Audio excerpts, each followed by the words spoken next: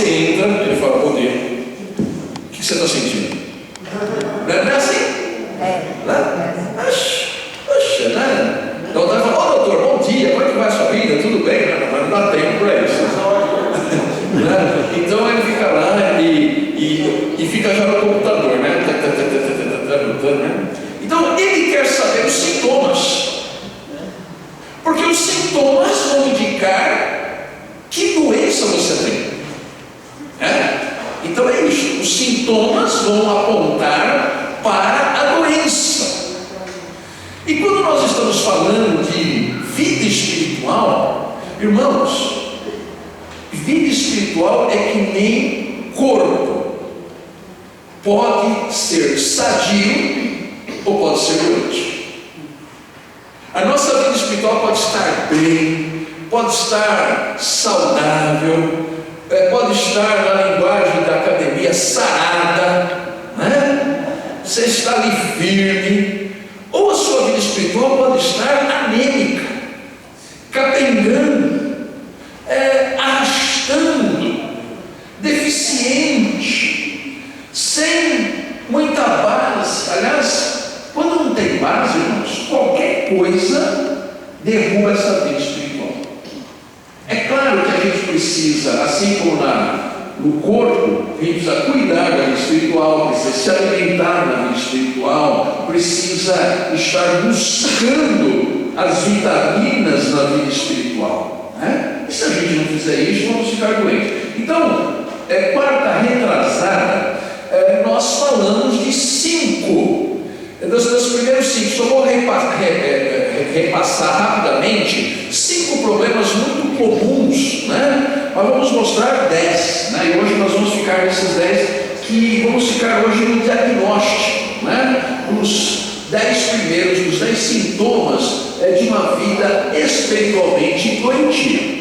Então vamos lá rapidamente. O primeiro, só vou falar, usar Deus para fugir de Deus, né? Ou seja, é quando eu vou à igreja, é quando eu participo, mas eu estou fechado a uma ação divina em minha vida. Eu estou dizendo, olha, eu estou com Deus, eu estou em Deus, mas Deus não está entrando na sua vida, você se fechou a Ele, e você está usando Deus, mas não está se aproximando de Deus. Pelo contrário, você está fugindo de Deus da igreja. Aliás, é muito comum acontecer isso, né? A pessoa fugir de Deus indo para a igreja. Pode parecer um paradoxo, uma contradição isto, mas é muito comum de acontecer. Então é um sinal de que algo não está bem. Segundo, ignorar as emoções de raiva, tristeza e medo. Então, amados, quando nós escondemos ou ignoramos o que estamos sentindo, Deus não pode tratar. É interessante quando você lê os evangelhos, as pessoas que se aproximam de Jesus são aquelas que reconhecem o quê? A sua fraqueza, reconhecem a sua doença, reconhecem os seus medos. Agora, aqueles que não reconheciam só ficavam olhando, julgando, apontando e tudo mais. Não é problema nenhum reconhecer o medo, reconhecer a raiva, reconhecer a tristeza, né? Como nós dissemos semana passada, não há problema nenhum em você estar na igreja e você estar triste. Olha, você não é obrigado a estar alegre para entrar dessa porta para dentro, né? Porque você veio e deixou lá na sua casa, lá na sua vida profissional, lá na sua vida matrimonial, você está enfrentando um problema muito sério, você está com um problema muito sério com o seu filho, com a sua filha, né? Então você está triste, e glória a Deus que você vem para a igreja triste mesmo. Aliás, deve vir para a igreja, né? Porque às vezes meu irmão, faz tempo de semana, pastor, eu estou muito chateado. Mas aí tem que ir. Né? Ir para a igreja não, eu estou todo feliz, eu vou para a igreja. Não, você vai do jeito que você está, né? Então não há problema nenhum em si estar triste na igreja. E às vezes também vai sair, vai continuar, porque eu já disse isso, irmãos. Aliás, a Bíblia diz isso 2000 anos atrás, né? A tristeza, ela pode ser Deus trabalhando na vida daquela pessoa, porque aquela pessoa não quis ouvir pela alegria, não quis entender na felicidade, mas agora vai entender na tristeza. Então Deus está tratando a pessoa pela tristeza, né? Então não adianta dizer assim, não, vamos no shopping para se alegrar, ou se for uma mulher, vamos comprar sapato para se alegrar, né? Porque a mulher gosta de sapato, né? Eu não sei porquê, se comprar sapato elas ficam felizes, né? Então eu não sei, eu só tenho um, né? Então era para ser o mais triste do mundo, né? Né? Mas elas gostam de sapato, né? Nenhuma que eu conheço tem menos de 10, todas têm, de todas as cores, né? Modelos, essas coisas todas, né? Mas amém, né? Próximo. Um outro problema, irmãos, que é doentio, né? A pessoa vira crente. Olha, já começa aí, né? Diz que virou crente. Já começou errado a forma, né? Aí ela acha que não pode fazer um monte de coisa, não pode ter um monte de coisa, e ela diz, agora eu morri para essas coisas. Aí eu olho assim e digo assim, irmão, antes era melhor do que agora, porque ó, ficou pior. E eu quero dizer uma coisa, irmãos, Deus nunca piora ninguém. Se a pessoa piorou, é que ela está morrendo para a coisa errada, né? Então, na verdade, eu devo morrer para as coisas certas. Há muitas coisas pelas quais eu devo morrer, né? Para o pecado, da forma geral, morrer para tantas, para vícios, morrer para posturas erradas, para atitudes erradas, e não morrer, não, nunca mais pintei a unha, né? E daí? Ficou feio, né? Assim, né? Um problema seu, né? Nunca mais cortei o cabelo, né? Assim, essas coisas que eu estou falando assim, por exemplo, talvez para nós aqui isso seja muito tranquilo, mas existem muitas religiões, irmãos, muitos grupos evangélicos legalistas que eles se apegam nessas coisas. Aí a pessoa morre para uma bobagem, vai chegar no céu e vai falar assim, puxa vida, né? Você perdeu o seu tempo morrendo para aquilo. Eu não pedi para você morrer para isso. Então, amados, né? A gente não pode morrer para as coisas erradas. Nós temos que morrer para as coisas certas. E lembre-se sempre dessa frase, Deus nunca piora ninguém. Se você ficou pior, porque você não percebeu as coisas. Amém? Amém. Um outro problema, negar os impactos do passado, né, sobre o presente. Irmãos, a gente vem de uma família, a gente nasceu num país, a gente tem uma história, a gente tem os nossos, as nossas qualidades, os nossos defeitos, enfim, uma série de coisas. Quando você conhece a Cristo, não é assim, pluft, surgiu uma pessoa nova. Nem lembro mais quem eu era. Mentira, não. Deus usa aquele material torto que nós éramos. O oleiro, ele usa aquele material, ele conserta, ele remolda, ele faz, mas veja só, né? Eu trago dentro daqui de mim, nos meus genes, no meu sangue, aquilo que o meu pai passou, minha mãe passou, as coisas boas, as ruins, eu quero eliminá-las, mas as boas Deus vai melhorar ainda mais, vai potencializar ainda mais, né? Paulo, ele teve um passado muito forte no judaísmo, mas eu não tenho dúvida que Deus pegou aquele ser ali, né, e usou, né? Ele não diz assim, eu não lembro mais quem eu era, não, ele sabe, eu fiz isso, eu fui um perseguidor, eu fui aquilo, mas Deus me tratou e tal. Ou seja, nós temos uma história. Nós não somos corpos, nós não somos almas penadas que andam vagando por aí. Nós temos uma história. Quando eu olho na vida de cada um, para o corpo de cada um, você tem uma história, né? E Deus vai usar essa história para a sua glória, né? Então, e a gente vai lutar, por exemplo, né, contra os nossos males, os nossos vícios, né? A gente sabe, por exemplo, né, se uma pessoa que era alcoólatra, ela conhece a Cristo e Deus trabalha, essa pessoa ela continua alcoólatra, porque o alcoolismo não se cura, mas você pode nunca mais beber. Então você vai dizer assim: não, eu evito a fé, eu evito festas, eu evito isso, aquilo e tal, assim, porque eu quero ter uma vida santa, né? Então, ou seja, aquele passado, ele de alguma forma está ali presente, né? Quando Deus fala que nós somos nova criatura, e nós realmente somos, né? Significa que nós nos livramos, estamos lutando para nos livrar dos padrões doentios, dos padrões destrutivos que estavam em nós. E nós estamos nessa caminhada até o final da vida. Amém? Vamos para o 5. É um problema também dividir a nossa vida entre os compartimentos secular e sagrado. Ou seja, nós temos uma vida dupla. Uma vida na igreja, que é a vida sagrada, e uma vida secular. Na igreja, eu sou correto, eu sou santo, eu caminho como Deus quer, mas quando eu saio, né, da igreja, não, aí eu que mando, né, eu que decido, né? Então eu acabo de sair de um culto onde eu louvo a Deus e tal, né? E eu sou fechado por alguém lá fora, eu quero que isso me morra, esse motorista do inferno, e essas coisas todas. Então, quer dizer, porque lá, né?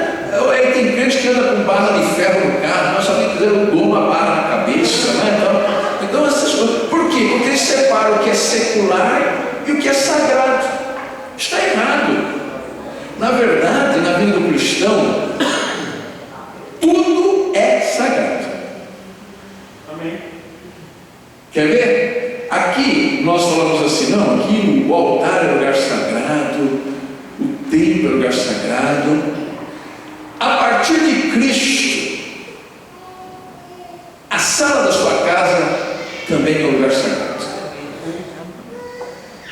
O seu quarto é um lugar sagrado. Ou seja, se você fica só, isso é sagrado, isso é secular, lá na sua casa você faz o que você quiser, porque lá é um lugar secular. Não, em Cristo, todos os lugares que nós vamos, a sua mesa de trabalho é um lugar sagrado. Então, é um problema dividir nossa vida em compartimentos, né? Então, a pessoa tem uma caixinha lá, que é a caixinha da igreja. No domingo ele abre a caixinha, e quando ele vem de quarta-feira ele abre também, mas a partir das 20 horas só.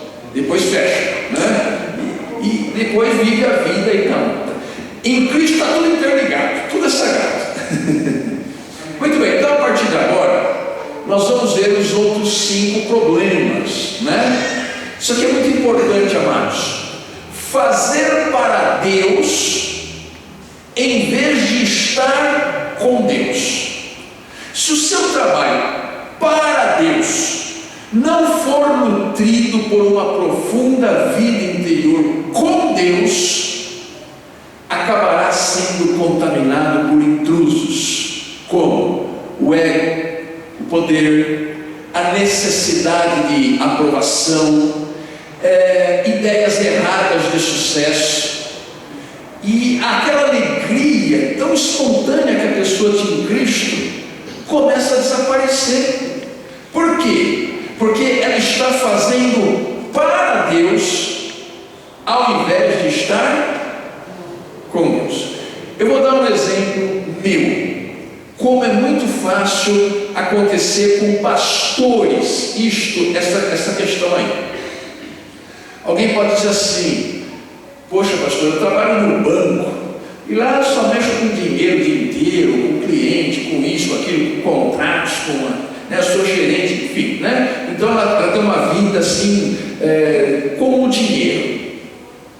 O Senhor que é feliz, né? Trabalha na igreja, né? Um ambiente sagrado, né? Tudo é fácil, tudo é anjo, tudo é Deus, tudo é Bíblia, tudo é oração. Às vezes é uma ideia, né, Carlos, que as pessoas têm errônea. Dizendo: por Senhor é fácil, o senhor está aqui o dia inteiro na igreja.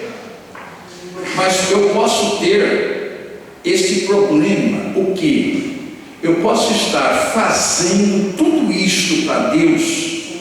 Eu vou em visita, eu vou não sei o quê, eu vou em prédio, eu vou não sei o quê. Só que se eu não tiver uma vida com Deus, uma vida inteira com Deus, eu começo a secar. Estão entendendo? Eu começo a secar. Porque eu só estou trabalhando, eu só estou fazendo para Deus, né? Só estou lendo a Bíblia para preparar estudo, para preparar o sermão, mas não para minha devocional. Vocês estão percebendo que é fazer para Deus é diferente de estar com Deus? Um dos maiores grupos evangélicos de música que já existiu, sem dúvida, foram os Vencedores por Cristo, não é? Os Vencedores por Cristo, todos nós conhecemos, amamos e cantamos músicas. Escuta essa, Tony, você que gosta de música, eu creio que você também ama os Vencedores, né? O Alex também, né? Vencedores. Um dos líderes do Vencedor é o pastor, hoje ele é pastor na Flórida, o Guilherme Kerr Neto. Eu vi uma entrevista dele há um tempo atrás, já faz tempo, os Vencedores. Agora é uma marca, né? Existe, os originais já cada um está fazendo a sua vida, né? Os que começaram. Ele disse justamente isso, irmãos, que nós estamos mostrando. Ele falou assim: no período de maior sucesso do grupo Vencedores, onde eles eram aclamados no Brasil inteiro, eles eram os únicos praticamente, né, que cantavam daquela forma, eles vendiam muito, não é? Ele falou assim: na época do auge dos Vencedores, e ele era o líder, foi a minha pior época. Dá para acreditar isso? Quer dizer, ele estava fazendo aquilo para Deus, ele viajava, ele ia, ele era aclamado e tal, só que a vida dele com Deus, percebe? Então não é fazer para Deus. Deus está dizendo assim: você está me fazendo tudo isso, mas você nem está olhando para mim. Você não tem intimidade comigo. Você está falhando em oração. Então isso aqui, irmãos, serve muito, principalmente para quem faz muito. Para pastores, para líderes, para aqueles que trabalham muito na casa do Senhor. É fácil a gente cair nisso aqui. Sabe qual é a consequência? A gente seca, a alma seca, né? Então a pessoa canta e faz, não sei o que, mas está fazendo para Deus e não com Deus. Então eu acho que isso aqui é um problema que deve ser muito pesquisado em nossa vida, se não está ocorrendo isso aí. Então que Deus nos ajude, porque antes de eu fazer algo para Deus, eu preciso estar bem com Deus. Você tem uma sensibilidade, né, pastor? Sim. Você tem sensibilidade para você. Você trabalha tanto para Deus. Sim. Né? Sim. Às vezes não olha para você, você não. Sim, exatamente. É por isso que muitas vezes as pessoas têm uma visão errônea de um pastor, né? Nossa, e Deus está profundamente, ele está fazendo muito para Deus, e Deus está profundamente desagradado com ele, porque ele não está buscando a intimidade com Deus. Na verdade, se Deus falasse, né, um viva voz para a gente, né, ele diria assim: para com tudo e ouça o que eu quero falar para você. Entenderam? De certa forma, pode até fazer uma analogia desse tema com Marta e Maria. Marta e Maria, isso, bem lembrado.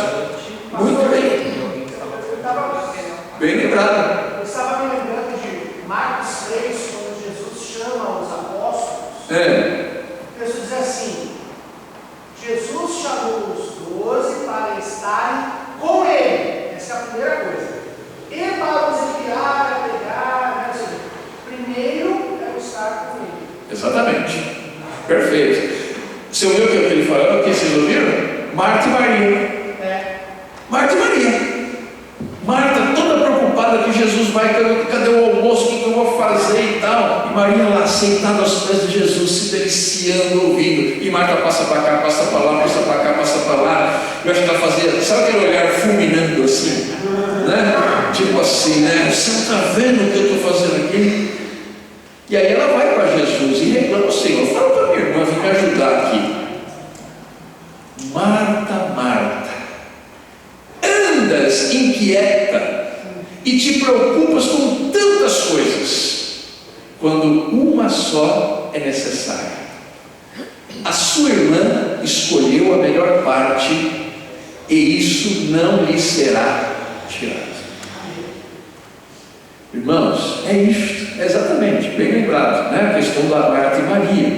Não que fazer as coisas está errado, não é isto, né? Eu preciso saber, agora é a hora de estar com Deus, agora é a hora de ouvir a Deus, agora é a hora de eu sentar aos pés de Cristo, agora é a hora sim de eu estar me abrindo, né, para ouvir o que Deus tem a me dizer. Quando Jesus enviou os discípulos para pregar lá, e aí os discípulos viram cegos sendo curados, paralíticos andando e tal, quando eles retornam, eles falam: Jesus, outra vez, né? Então, outra vez. Aí vem cá, vamos a um lugar à parte, para que a gente possa estar junto. O mais importante ali não era fazer, mas era estar com Cristo. Amém. Cada um aqui vai poder dizer assim: você tem este momento? Você consegue fazer essa limitação, né, entre o fazer para Cristo e o estar com Cristo? Porque muitas vezes Deus quer falar para nós, aliás, só depois que Deus fala, que Jesus fala para nós, e aqui no caso de Deus usando a figura do pastor, é que o pastor pode falar para o outro, porque senão ele vai estar falando dele mesmo, e aí não interessa para ninguém. Vocês não estão legal para ouvir o pastor falar dele, ele precisa falar de Cristo. Mas para falar de Cristo ele precisa primeiro estar com Cristo.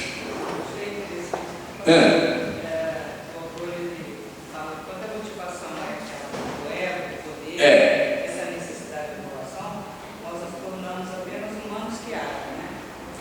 Mas Marcos fala que nós não podemos dar aquilo. Com certeza, não podemos dar aquilo que a gente não tem. Próximo problema: espiritualizar o conflito. Nós acreditamos que varrer os conflitos para debaixo do tapete é seguir Jesus. Não é. Por essa razão, igrejas, ministérios e comunidades inteiras continuam a sofrer de conflitos não resolvidos. O problema surgiu, você precisa resolver, mas você varre para debaixo do tapete, varre para debaixo do tapete, e surge outro, varre para debaixo do tapete. Daqui a pouco você não consegue mais andar. Já ouviram falar daqueles acumuladores?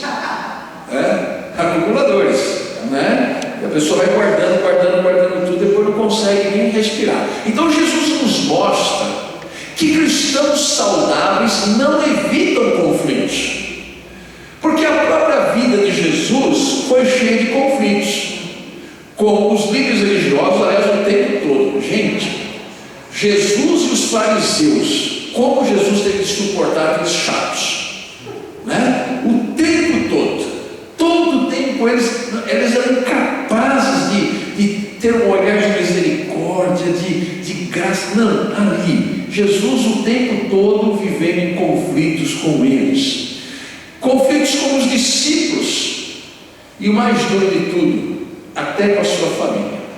Irmãos, pessoal da família dele demorou, acho que talvez a maioria também nunca aceitou muito bem aquela história lá, né? Porque imagina, você nasce com aquele rapaz, com aquele menino, vê ele crescendo ali junto de todo mundo, né? Junto deles e tal, e quando chegam 30 anos, você não, eu sou Cristo, eu vim assim, né? Ninguém entendeu nada, né? E aí houve aquele conflito assim com ele.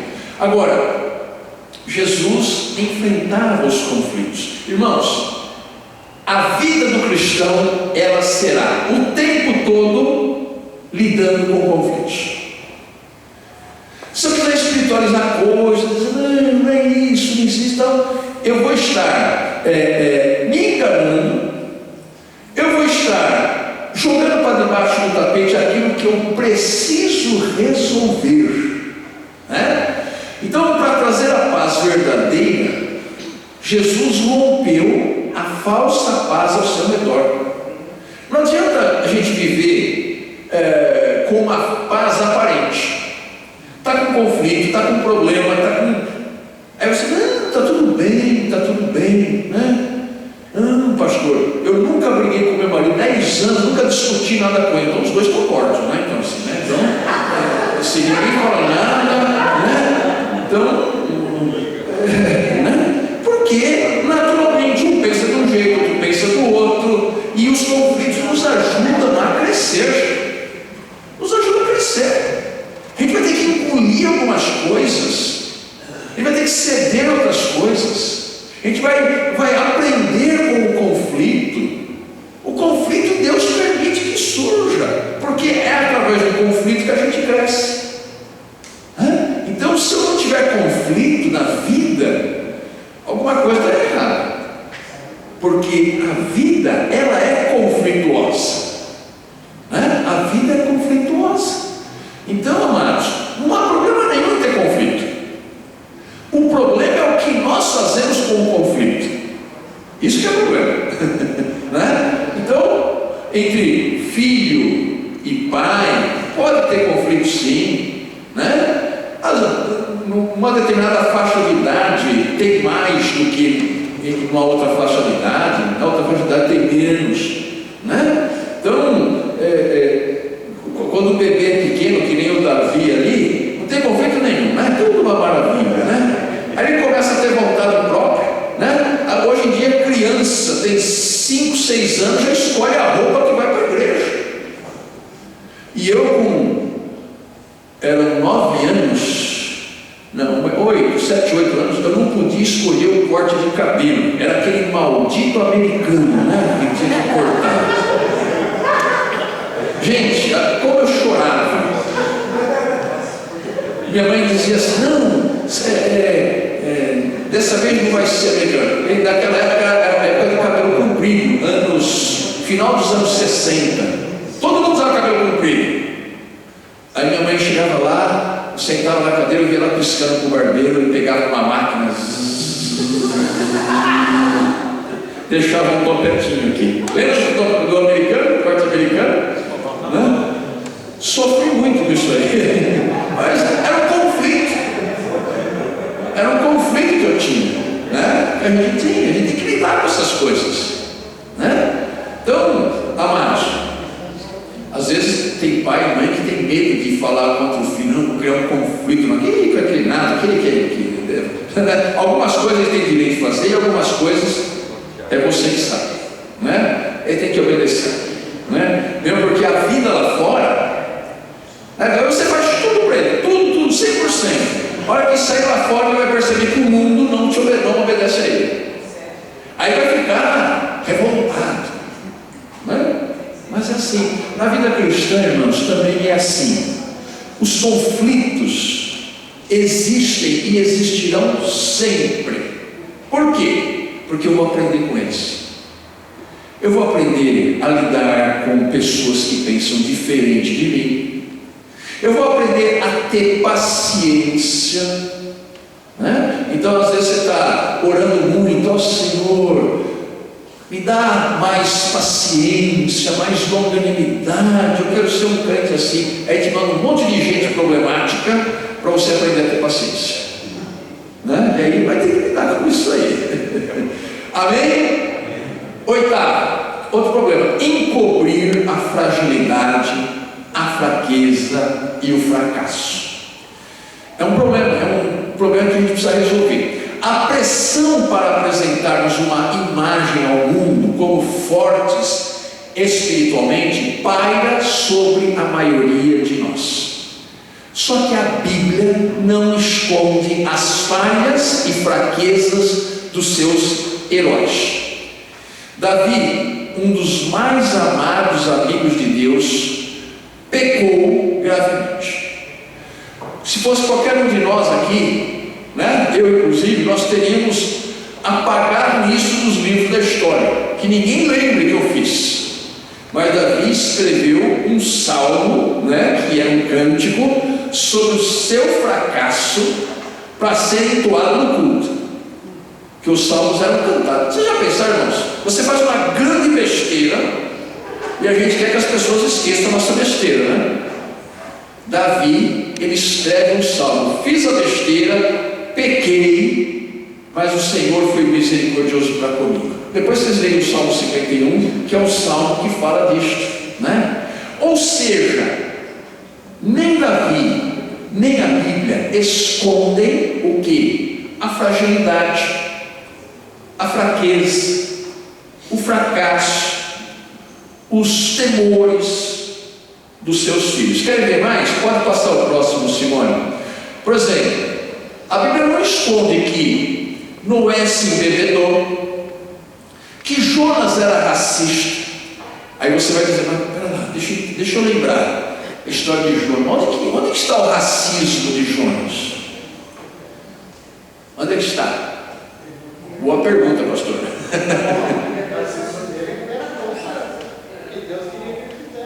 Mas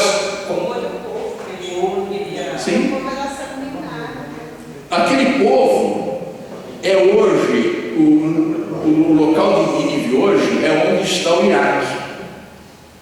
Quando Deus manda Jonas pregar, Deus mandou Jonas pregar para o povo judeu.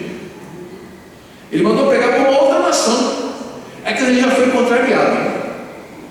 E foi o profeta de maior sucesso da Bíblia, que a cidade inteira se converteu, do rei ao cachorro, todo mundo se converteu. Todo mundo se vestiu de pano de saco, cinza na cabeça e tal. Era para ele ficar feliz, né? Mas Deus, eu quero morrer, né? Por quê? Porque Deus salvou iraquianos. Hoje em dia, a gente poderia dar muitos exemplos, né, desse tipo de problemas, né? Toda vez que a gente, os cristãos não gostam de determinados povos ou pessoas ou jeito de ser, e Deus vai lá e traz salvação, merece, eles não merecem, né? Só que a misericórdia e a graça de Deus são muito grandes. Então Jonas era racista, era outra raça, o pessoal lá em... A Bíblia não esconde que Jacó era um mentiroso. Aliás, irmão, Jacó é um camarada problemático, não? Né? Ele se escondeu lá no rabo de saia da mãe. O irmão dele, Esaú, um cara mais dado à caça, a fazer um churrasco com o pai e tal, né? E a mãe de Jacó, né, lá fazendo armando as coisas. Gente, que família problemática aquela lá, né? Assim, né? A Bíblia não esconde isso aí, né? Que Elias esgotou-se emocionalmente, que Jeremias desejou a morte para si, que Timóteo sofria de doenças no estômago. A Bíblia não esconde as fraquezas dos seus servos. A gente, ao contrário, só quer mostrar a parte boa, né? Né? Então, todo ser humano na terra, independentemente de seus dons, é fraco, vulnerável e dependente de Deus e de outras pessoas. Então, o reconhecer-se fraco, frágil, dependente deve nos ajudar a nossa caminhada de fé. Agora, estamos falando de problemas aqui espirituais. Se não temos fraqueza, se não temos nada, é porque está acontecendo um problema. Próximo, 9, viver sem limites é outro problema, é outro diagnóstico aí que a gente vai ter de enfrentar. Alguns cristãos são egoístas e não lhes passa pela cabeça que precisam amar e servir aos outros, além da sua família. Esse é o problema. Olha o problema que nós apresentamos aqui. Outros cristãos, entretanto, carregam culpa por não conseguirem fazer o suficiente. É muito comum isto. E essa culpa leva ao esgotamento. Às vezes, irmãos, numa família, alguém tem pessoas doentes na família, e tem alguém que não está doente, mas está trabalhando, está forte. Gente, essa pessoa faz, né?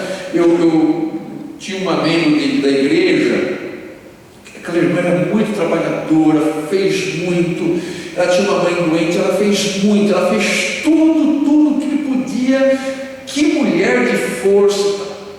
E a mãe acabou falecendo um dia, mas aquela moça, quase uma mulher assim, não uma moça, ela entrou assim numa depressão muito grande, porque ela achou que a mãe morreu por culpa dela. Se eu tivesse levado antes ao hospital, se eu tivesse percebido, se eu tivesse feito, você está entendendo? A pessoa fez tudo durante anos, o máximo melhor. Mas aquela mãe estava muito doente, ela veio a falecer. Vocês conhecem casos assim? Né? A pessoa fica esgotada. Né? Então, essa culpa, né, essa senhora de culpa leva ao esgotamento. Então, a questão espiritual aqui está relacionada ao reconhecermos os nossos limites e a nossa humanidade. Irmãos, é uma questão muito séria isso, porque nós muitas vezes não reconhecemos esse limite. A gente extrapola e isso nos adoenta e isso nos faz mal espiritualmente. Continuando isso, né? Por exemplo, Jesus, ele era plenamente Deus, mas ele era também o quê? Plenamente humano. Jesus não curou todos os enfermos da Judéia. Jesus não ressuscitou todos os mortos. Jesus não alimentou todos os famintos. Muitos cristãos creem que cuidar de si próprios, eles acham que isso é egocentrismo. Poucos cristãos associam o amor a si mesmo ao amor pelos outros. E fala um versículo na Bíblia que diz exatamente isso.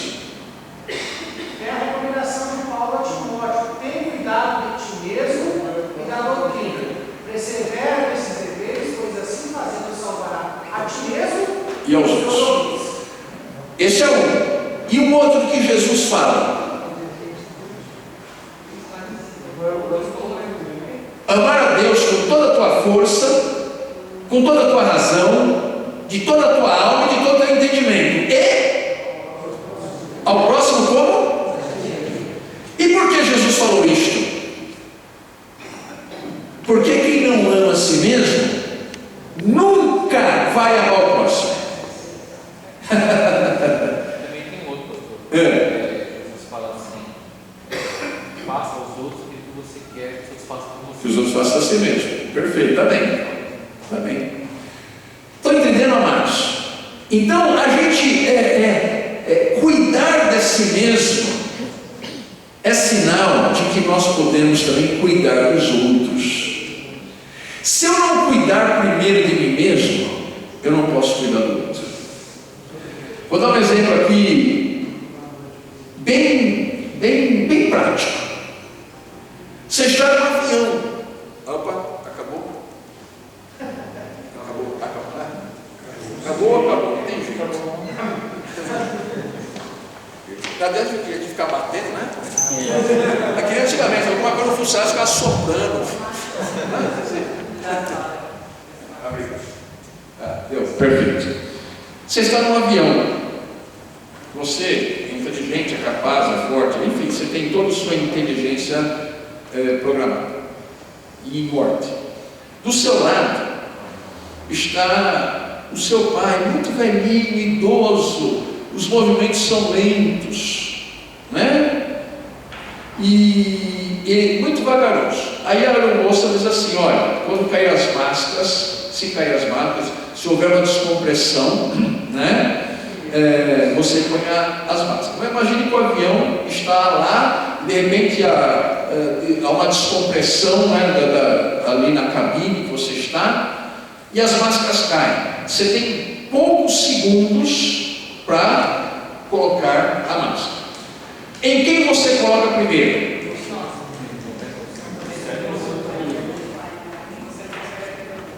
Fala, Lequinho. Eu colocaria o pai ou o esposo, mas tem que ser. Exato. A pegadinha é justamente essa, né? O esposo ela morre. Porque só que nessa de pôr no outro, né? Eu posso perder, vamos dizer, e nem posso ajudar o outro e morre os dois. Não, tem que pôr em mim mesmo. Eu preciso estar bem para poder ajudar o outro. Olha que frase bonita esta aí. Vamos ler juntos.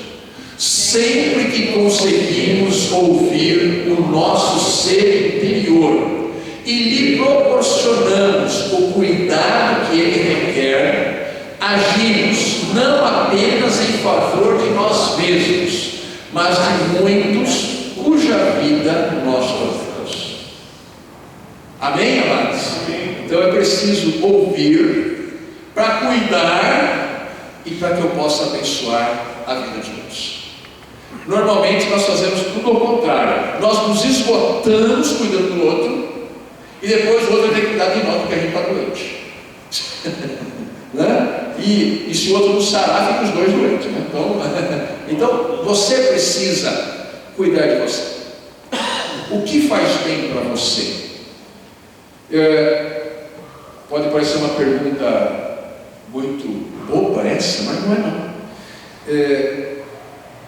A gente, quando trata no consultório psicológico as pessoas, e dependendo da situação e do problema, eu, por exemplo, uma vez eu lembro de uma senhora assim que estava vivendo muito mal por conta de tinha uma filha deficiente e tal, e ela se dedicava há mais de 25 anos, 100% do tempo àquela filha, não dormia direito, e claro, deu problema.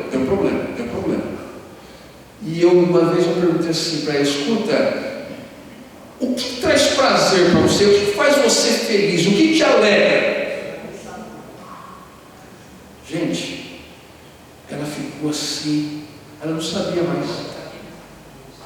Ela não tinha mais, ela fazia tanto tempo, mas tanto tempo, lá na juventude, lá na adolescência, ela subia nas árvores, corria, fazia isso, aquilo, ela não lembrava mais. Ela não tinha mais nada que lhe dava prazer. Não é certo isso, irmãos. Ou seja, eu tenho meu limite. Você tem o seu limite. Né? Às vezes é muito comum, né? Aquela mãe que faz tudo, acorda às 6 da manhã, a última a dormir, faz tudo, né? Aí começa a perceber que os filhos não agradecem, não sei o quê. Aí começa a puxar o ar, né? A gente faz, e o filho nunca está contente, né?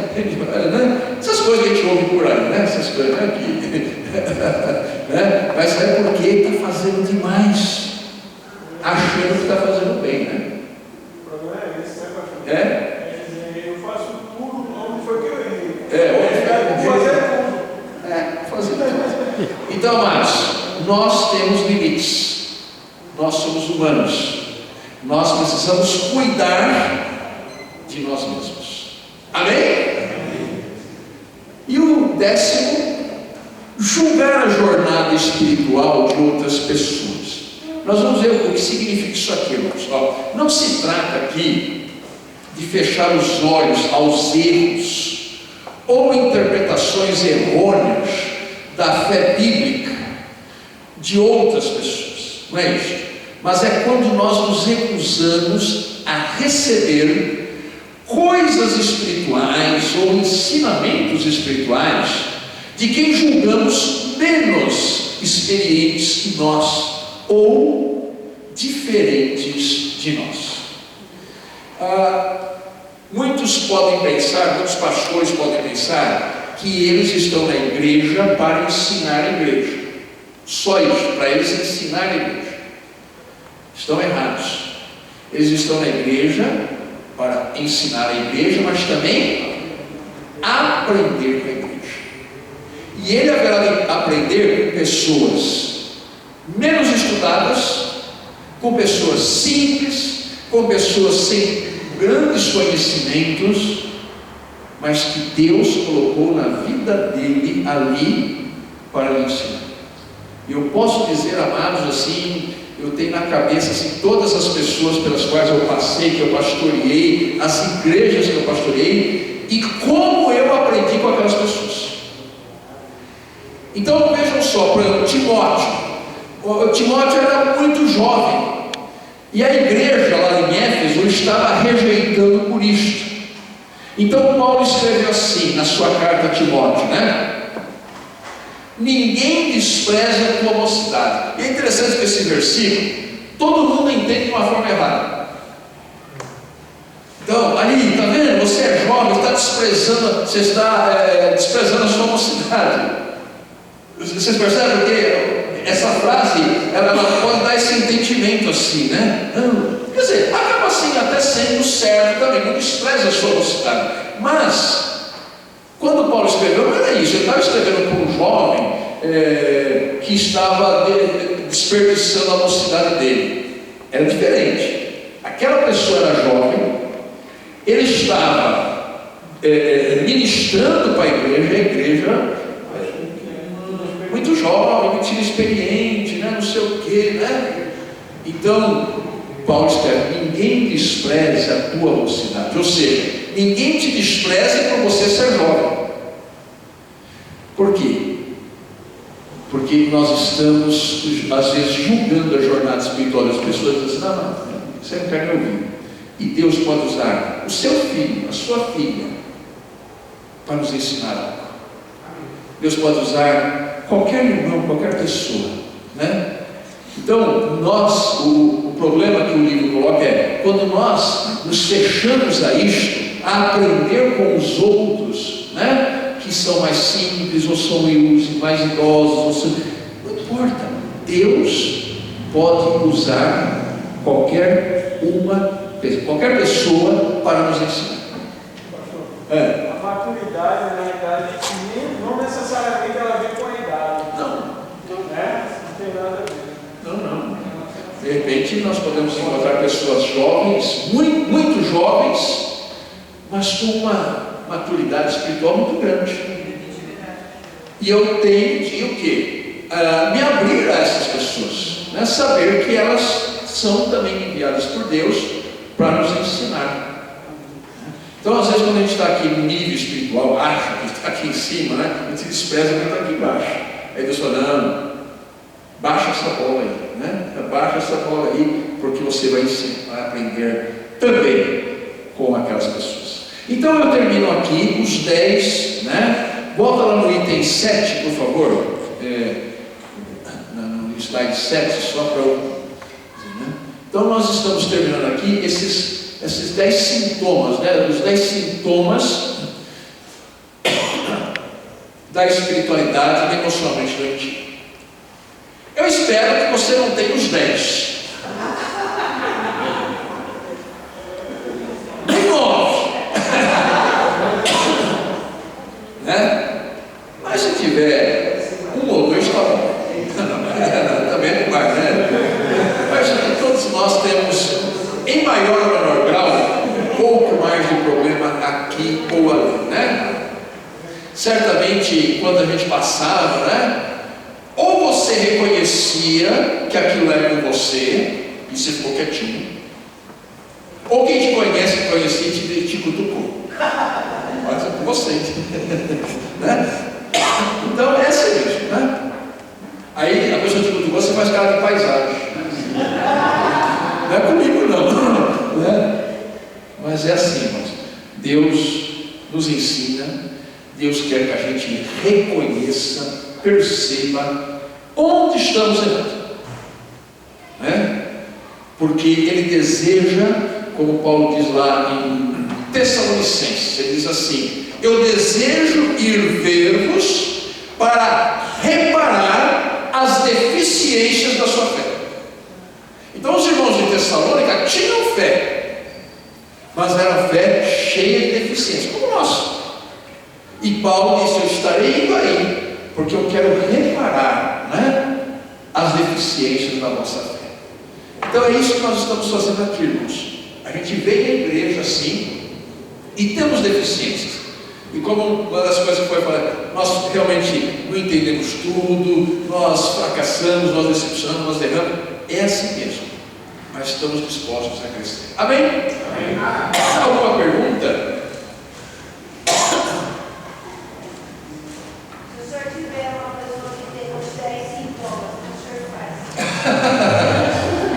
Eu falo, sei. Misericórdia, Senhor, nos ajuda. Tem um colega da faculdade lá, um pastor, colega nosso, né, quando a gente está lá em concílio e alguém coloca uma situação assim, forte e absurda e grita assim, meu Deus, né? Então se a pessoa tiver os 10, ela vai dizer, meu Deus, né? Mas é difícil ter os 10, né?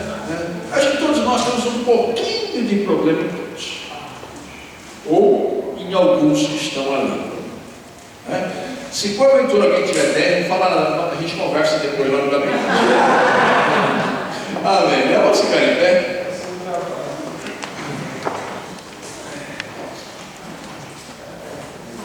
Pedidos de oração. Eu quero pedir para o cunhado da Vera.